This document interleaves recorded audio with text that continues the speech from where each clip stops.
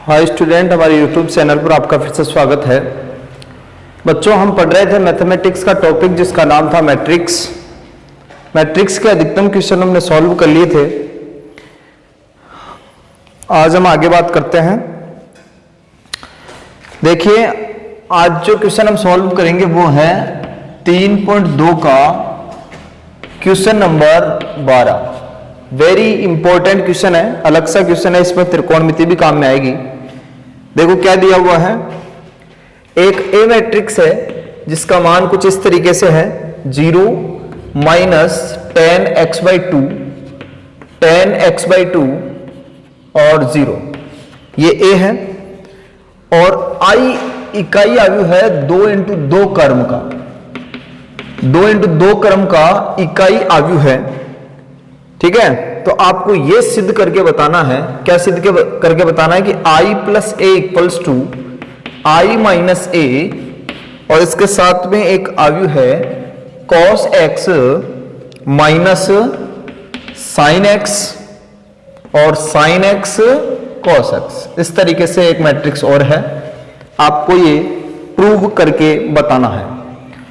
बात को जरा ध्यान से समझे। पहले इसकी बात कर लेते हैं। आई यहां पर क्या है, 2 × 2 क्रम का इकाई आयु है। तो 2 × 2 क्रम का इकाई आयु क्या हो जाएगा, बताओ देखें, 1 0 0 1। तो आई का मतलब तो ये हो गया यहां पे। अब सिद्ध करना है, सिद्ध करने का मतलब LHS का मान RHS के बराबर आ जाना चाहिए, यही मतलब होता है हमेशा से। तो सबसे पहले मैं यहां पे LHS ले रहा हूं, और LHS है i + a। तो i की जगह i का मान लिख लीजिए। i का मान कितना है, 1 0 0 1, ये i हो गया। और इसके साथ में आएगा +a, तो a भी लिख लीजिए। a का मान कितना है, 0 - 10x/2, फिर है 10x/2 और 0। ठीक है, अब इन दोनों को क्या करना है, ऐड करना है। तो ऐड कर सकते हो आप। अरे जोड़ तो बिल्कुल सिंपल है, आसानी से कर सकते हैं। देखो, 1 + 0 1 होगा, 0 + माइनस मतलब माइनस हो गया, तो 0 - ये आ जाएगा। 0 में से 10x/2 घटाओगे तो -10x/2 आएगा। ठीक है, और ये कितना है यहाँ पे, 10x/2 हो जाएगा, क्योंकि 10x/2 में जब आप 0 जोड़ोगे तो ये तो आंसर आएगा। 1 + 0 कितना होगा, 1 होगा। ठीक है, तो ये इस तरीके से हमने क्या निकाल लिया, LHS निकाल लिया। ठीक है क्या। अब हम इसके बाद में RHS निकालेंगे कि RHS की वैल्यू आएगी क्या इसमें, वो देखना है। तो देखिए जरा, RHS में यहां पर है i - a। i - a निकालो और उसको इस मैट्रिक्स से गुणा करना है। तो पहले आप i - a निकाल लीजिए। भाई i में से a गया तो क्या आएगा, तो i - a = i क्या है, 1 0 0 1, ये तो i हो गया। -a की जगह a का मान लिख लो, 0 - 10x/2, यहां पर क्या है 10x/2 और 0। इन दोनों को घटाना है। घटाओगे तो क्या होगा, 1 - 0 क्या बचेगा, 1 ही बचेगा। फिर 0 माइनस और ये माइनस, तो क्या हो जाएगा, +10x/2। ठीक है, ऐसे ही 0 में से ये घटाओगे तो -10x/2 आएगा, -10x/2, और 1 - 0 1 आ जाएगा। तो ये किसकी वैल्यू है, i - a की। आपने यहां पर i - a क्यों निकाला, क्योंकि आप देख सकते हो कि जो RHS है उसमें i - a को इस मैट्रिक्स से मल्टीप्लाई करना है।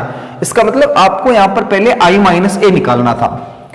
ठीक है, तो i - a निकालने के बाद में अब हम क्या करेंगे, RHS को लिखेंगे इधर। तो मैं यहीं पे ले रहा हूं RHS, तो RHS हो जाएगा क्या, RHS = था i - a इंटू ये। तो i - a की वैल्यू क्या है, वो है 1 10x/2, फिर क्या है -10x/2 और 1। इसको इससे मल्टीप्लाई करना है और ये आंसर निकालना है एक तरीके से, क्योंकि LHS बराबर RHS आना चाहिए। तो LHS आपके पास में ये आया इधर, तो ऐसा आंसर लेकर के हम आएंगे इसमें। इसको मिटा देता हूं मैं, आंसर को रख लेता हूं, क्योंकि हमारे को ये आंसर लेकर के आना है, इसलिए आंसर को हम मिटा देते हैं यहां से। अब देखो इसको सॉल्व करें तो क्या होगा, इस मैट्रिक्स को इस मैट्रिक्स से मल्टीप्लाई करना है और ये आंसर लेके आना है। तो कर लो मल्टीप्लाई। पहले गुणा करने का एक ही तरीका बताया मैंने आपको, पंक्ति को स्तंभ से गुणा करना है। तो एक को कोस से करोगे क्या आ जाएगा, कोस एक्स आ जाएगा। फिर tan x/2 को इससे करोगे तो plus tan x/2 into sine x. ये पहला एलिमेंट आ गया, वही प्रथम पंक्ति दूसरा स्तंभ। तो एक को माइनस साइन से करोगे तो माइनस साइन एक्स हो गया, फिर प्लस आ जाएगा। tan x/2 को किससे गुणा करना है, cos x से गुणा करना है, cos x से। ठीक है बच्चों। अब दूसरी पंक्ति और पहला स्तंभ लेंगे तो माइनस tan x/2 को cos x से गुणा करोगे तो क्या आएगा, minus tan x/2 cos x। ठीक है, फिर प्लस आ जाएगा और 1 इंटू साइन, साइन हो जाएगा। अरे पंक्ति को स्तंभ से गुणा करना है, दूसरी पंक्ति और पहला स्तंभ, ये इससे गुणा होगा, फिर प्लस ये इससे गुणा होगा। अब दूसरी पंक्ति और दूसरा स्तंभ आ जाएगा तो माइनस tan x/2 को माइनस से ही गुणा करोगे तो प्लस हो जाएगा, तो tan x/2 sin x। ठीक है, और फिर ये किससे होगा, cos से, तो cos x/2। अब इसको सॉल्व करके यहां पर आप क्या लगाओगे, त्रिकोणमिति लगाओगे और आंसर ये लेकर के आओगे, क्योंकि हमारा LHS ये आया था 1 minus tan x/2, tan x/2 1। तो यहां पर इसको सॉल्व करने पर बच्चों कितना आना चाहिए, इसके हिसाब से 1 आना चाहिए। तो ये अक्ष हटाना है, तो यहां पर आप त्रिकोणमिति लगा सकते हो। ठीक है, तो मैं थोड़ा इसको रफ में सॉल्व करके बता देता हूं। इसके लिए मेरे को ये मिटाना पड़ेगा पूरा, यहां से भी मिटा देते हैं।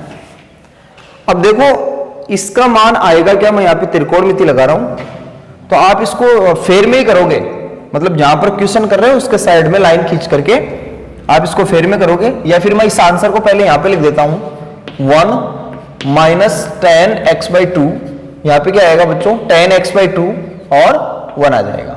यह आंसर हमारे को चाहिए। ठीक है, यह आंसर चाहिए। तो साइड में जैसे ये क्वेश्चन चल रहा है तो यहां पर हम इसको सॉल्व कर सकते हैं पूरा। तो सबसे पहले मैं ये ले रहा हूं कि इसको सॉल्व करने पर कितना आना चाहिए, 1 आना चाहिए LHS के हिसाब से। तो यहां पर cos x plus tan x/2 into sine x, यही तो है। अब इसमें हम त्रिकोणमिति लगाएंगे। अगर एक कोण x/2 है तो सारे के सारे जो एंगल आपको दिख रहे हैं वो भी x/2 होने चाहिए। त्रिकोणमिति का यही तो रूल है कि हम सबसे पहले कोण सेम बनाते हैं। तो यहां पर कोण सेम बनाने के लिए साइन कोस में भी चेंज कर रहा हूं और कोण भी सेम बना रहा हूं। तो tan तो क्या होता है, साइन अपॉन कोस होता है। तो tan x/2 की जगह हम क्या लिख सकते हैं, sin x/2 upon cos x/2, फिर इंटू की जगह इंटू आ जाएगा। अब sin x का फॉर्मूला क्या होता है, कोण को आधा करना, तो 2 sin x/2 cos x/2, यही तो होगा, sin x/2 cos x/2। ये किसका फॉर्मूला है, sin x का फॉर्मूला है। ठीक है क्या। अब इसमें देख सकते हो आप कि यहां पर cos से cos कट रहा है, तो क्या बनेगा 2 sin स्क्वायर, क्या बनेगा 2 sin स्क्वायर। तो cos का भी वो फॉर्मूला लगाओ जिसमें क्या आता है, sin आता है। और cos के 4 फॉर्मूले मैंने आपको बताए थे 11th क्लास में, उसमें से sin वाला फॉर्मूला यहां पे इसका लगाओगे तो क्या होता है, sin वाला 1 माइनस 2 sin स्क्वायर x/2, यही तो होगा। आगे सॉल्व कर लीजिए, 1 माइनस 2 sin स्क्वायर x/2। यहाँ पे sin वाला फॉर्मूला क्यों लगाया, ये बात आपको यहां से समझ में आ रही है। cos से cos कट गया और इन दोनों को मल्टीप्लाई करोगे तो क्या आएगा, +2 sin स्क्वायर x/2। तो ये इससे कट रहा है और आंसर कितना आ गया, 1 आ गया, जो कि 1 ही आना चाहिए था।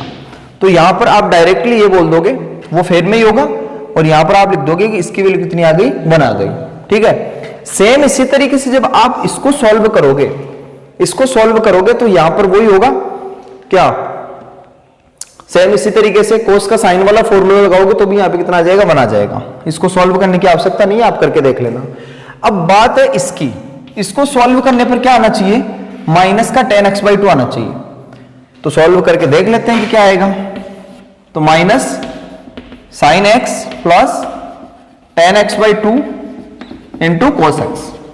तो इसको सॉल्व करो, वही एंगल सेम बनाएंगे। क्या बनाएंगे, एंगल सेम बनाएंगे। लेकिन यहां पर आंसर सिर्फ क्या आ रहा है, tan x/2 आ रहा है। आंसर क्या आ रहा है, सिर्फ tan x/2 आ रहा है। तो tan x/2 कब बनेगा, ये दिमाग लगाओ, 10x/2 कब बनेगा।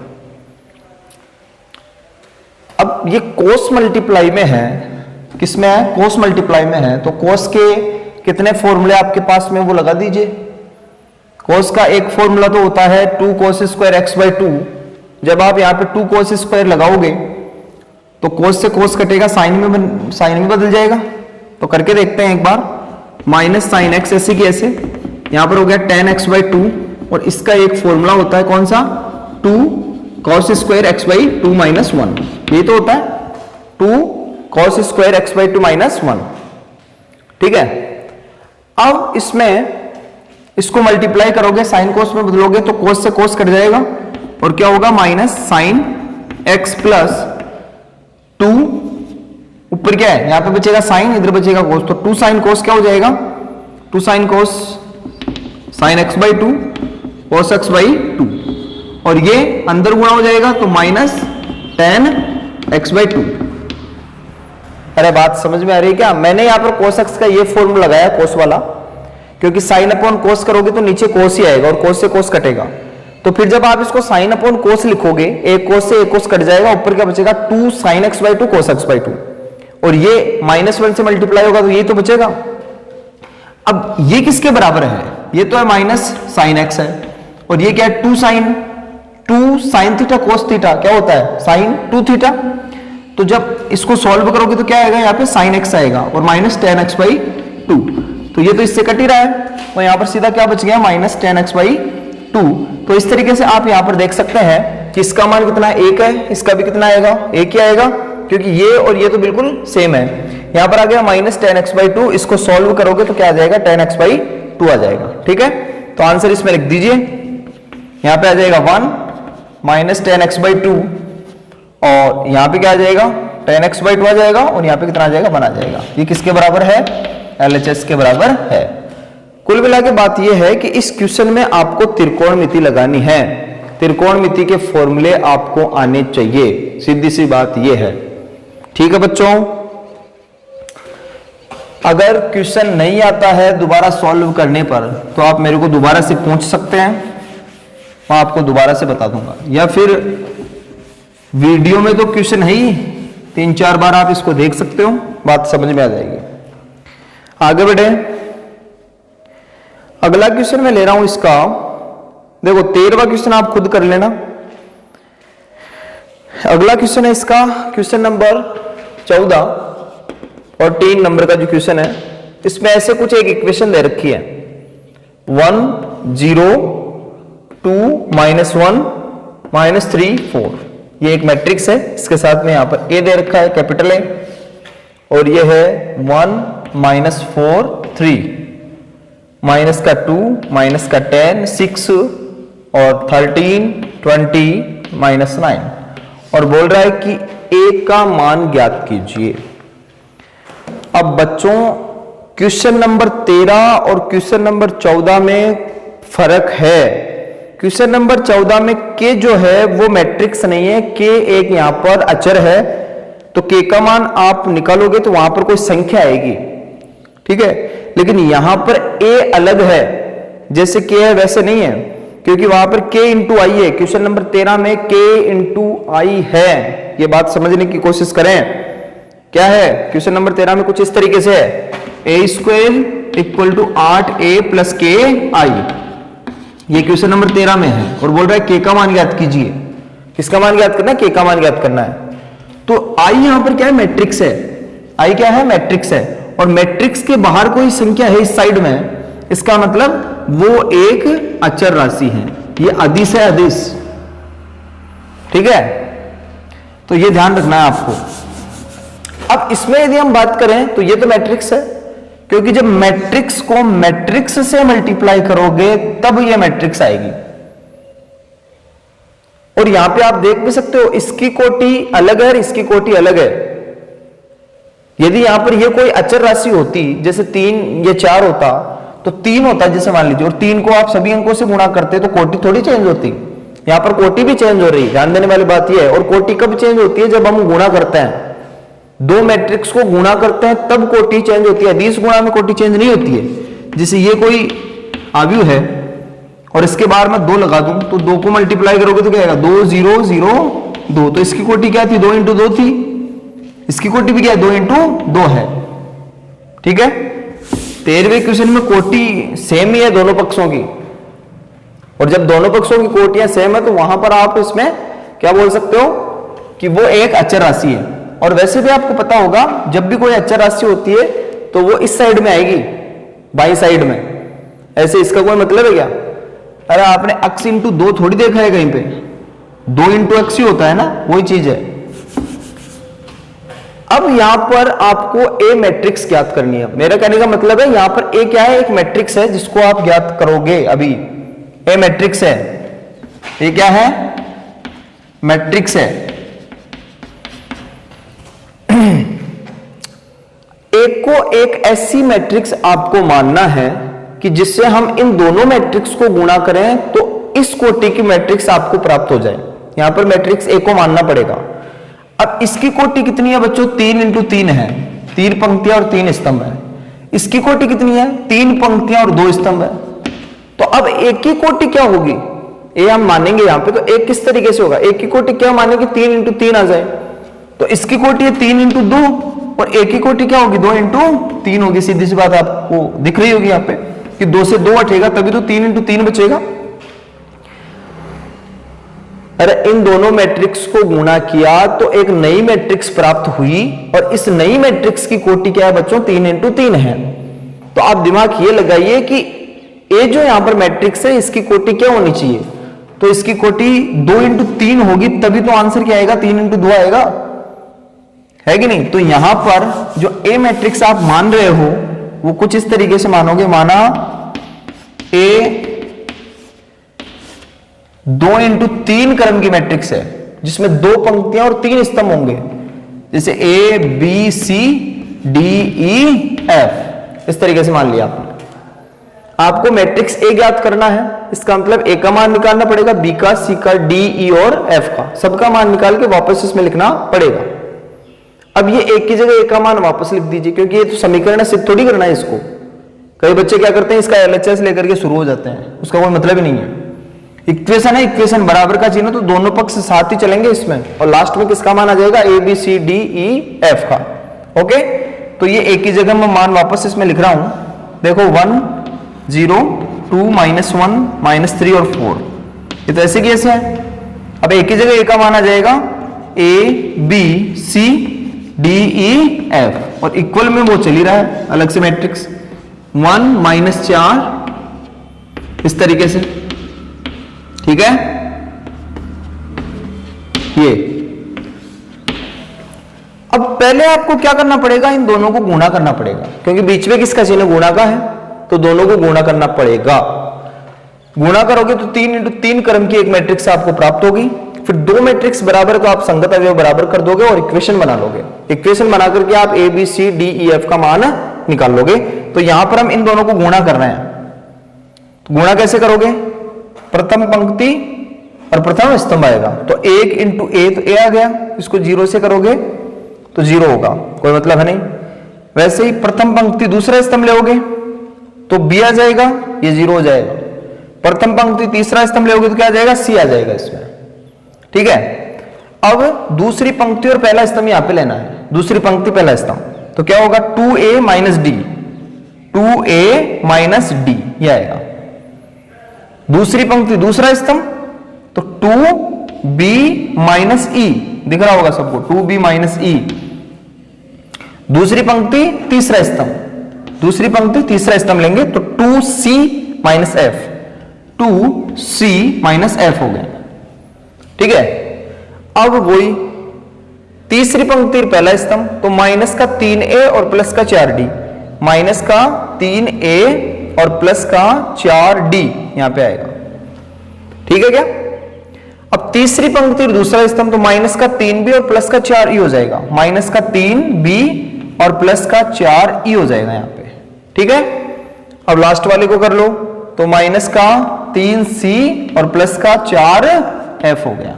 तो इस तरीके से हमने इन दोनों को मल्टीप्लाई कर लिया और आगे अलग से मैट्रिक्स है 1 -4 3, ऐसे पूरी की पूरी मैट्रिक्स को सेम ही लिखना है, ठीक है बच्चों। 13, 20, -9। अब दो मैट्रिक्स के बीच में बराबर का चिन्ह है, दो मैट्रिक्स के बीच में बराबर का चिन्ह है, तो इसका क्या मतलब हुआ, संगत अवयव बराबर होंगे। तो यहां पर संगत अवयवों को बराबर कर लो आप। तो ए का मान तो कितना आ गया, यहां पे 1 आ गया, बी का मान बच्चों -4 और सी का मान कितना आ गया, सीधा सीधा 3। अब और संगत अवयवों को बराबर कर लो।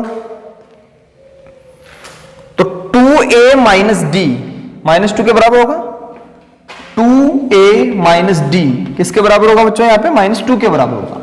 तो इस इक्वेशन में आप एक की जगह a का मान लिखोगे तो d का मान भी आ जाएगा। सेम इसी तरीके से ये इसके बराबर हो जाएगा, ये वाला इसके बराबर हो जाएगा, और ये नीचे जो दे रखे हैं इनको आगे और बराबर करके आप सबकी वैल्यू निकाल सकते हो। a b c d e f की वैल्यू निकाल करके वापस इसमें लिख दोगे तो आपको मैट्रिक्स A प्राप्त हो जाएगी।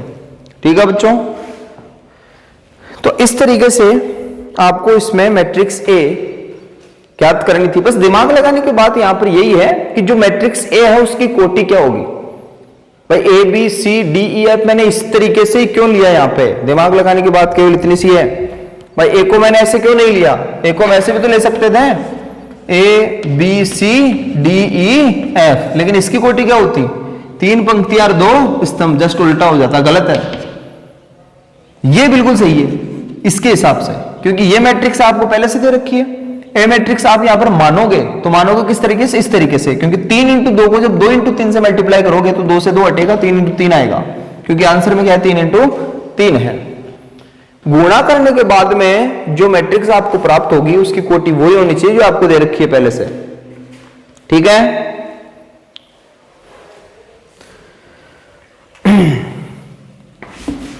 अगला क्वेश्चन नंबर 15 सॉल्व करते हैं।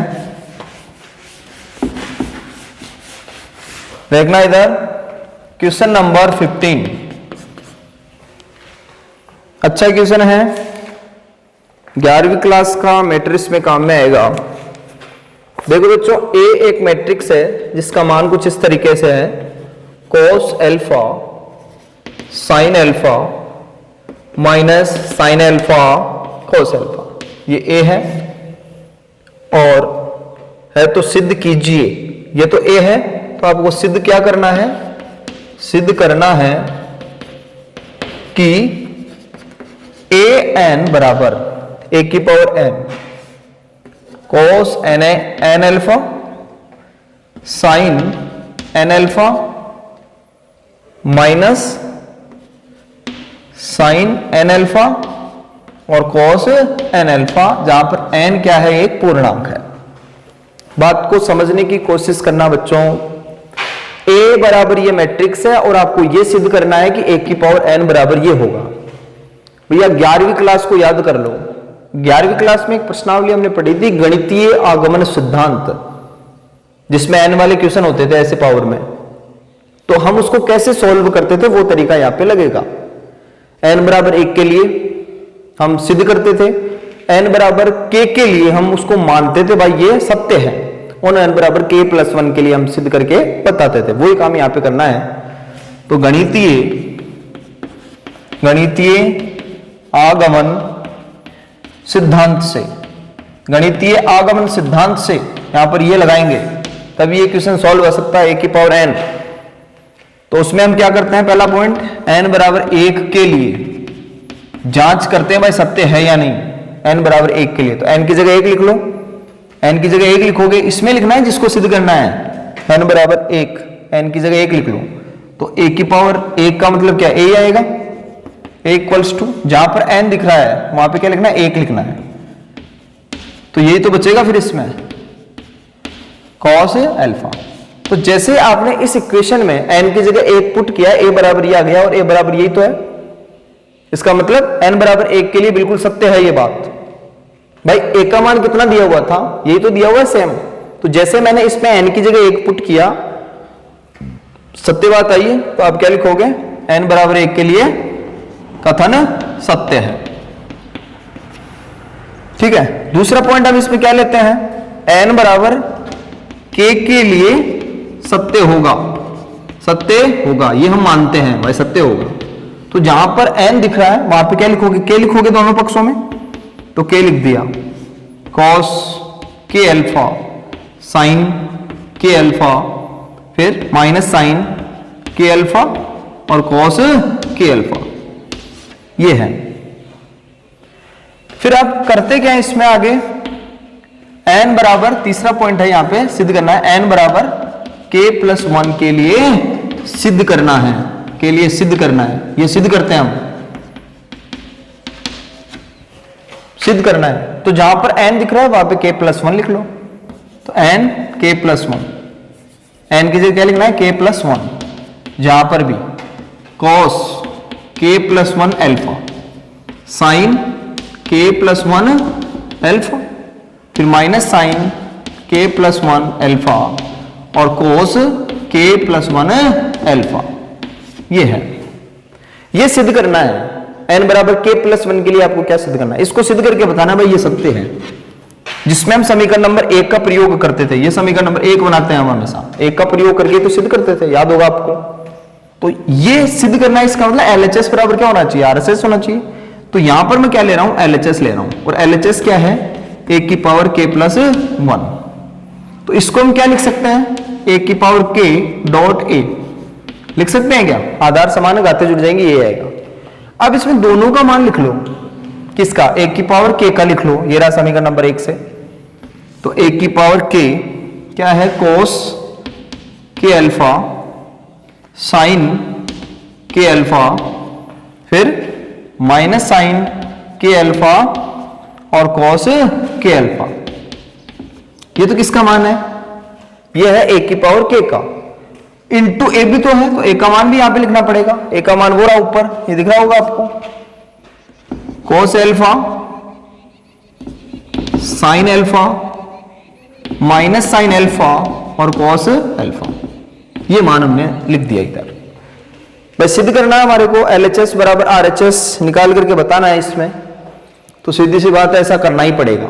अब इन दोनों मैट्रिक्स को मल्टीप्लाई करके आपको आंसर ये लेकर के आना है, RHS के बराबर होना चाहिए इसमें। तो जरा सॉल्व कर रहे हैं, इसको गुणा कर लेंगे, ठीक है। तो इसके आगे क्या होगा देखना, पंक्ति को स्तंभ से गुणा कर लो, तो होगा क्या, थोड़ा इधर लिख देते हैं, cos k alpha, cos alpha, फिर ये इससे होगा तो माइनस साइन k अल्फा और साइन अल्फा, ये तो होगा। और सेम इसी तरीके से आगे गुणा करना है। मैं तो सिर्फ आपको ये बता रहा हूं कि प्रथम पंक्ति को जब प्रथम स्तंभ से गुणा करेंगे तो ये आएगा, ये पहला अवयव है।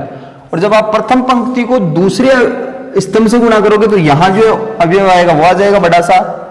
दूसरी पंक्ति पहले स्तंभ को गुणा करोगे तो यहां पर आ जाएगा, और दूसरी पंक्ति दूसरे स्तंभ को गुणा करोगे तो ये वाला आ जाएगा। तो ये आंसर लेकर के आना है। तो 4 एलिमेंट है इसमें, एक एलिमेंट में यहां पर लिख रहा हूं। अब इसको सॉल्व कर लो, ये आता है कि नहीं आता देख लीजिए। तो सूत्र है cos A cos B minus sine A sine B। तो क्या होता है, अरे ये cos A, ये A हो गया, ये क्या हो गया, B हो गया। तो cos A cos B minus sine A sine B क्या होता है, cos A प्लस B।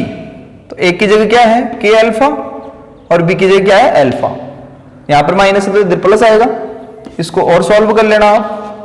तो यहां पर हम अल्फा को बाहर लें तो k+1 अल्फा आ जाएगा। तो आप देख सकते हो ये एलिमेंट और ये एलिमेंट बिल्कुल सेम है।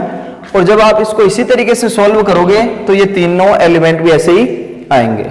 ठीक है बच्चों, आज के वीडियो में हम इतना ही सॉल्व करेंगे। तब तक के लिए धन्यवाद।